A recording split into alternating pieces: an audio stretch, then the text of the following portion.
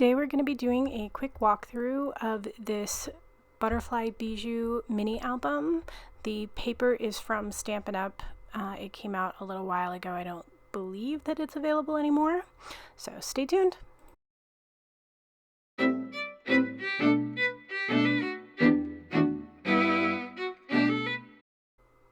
Hey and howdy everyone, it's Jeannie with Paper Pixie Inc. Welcome back to my channel. Today we're going to be doing a walkthrough of this Butterfly Bijou mini album.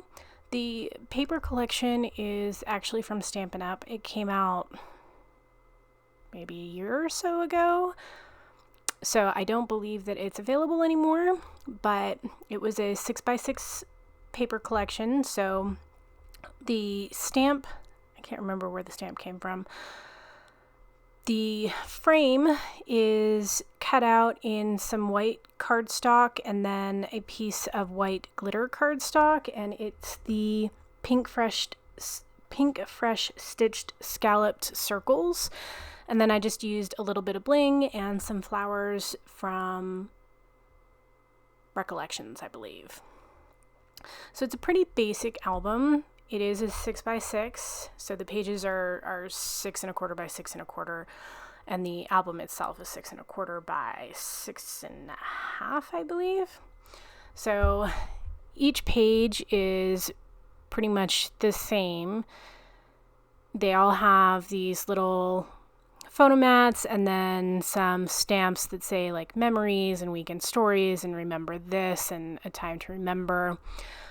The cutouts, the butterfly cutouts, actually are from the paper collection. One of the pages in the collection has a matching, or had a matching die available for it, and so I used that to cut them out.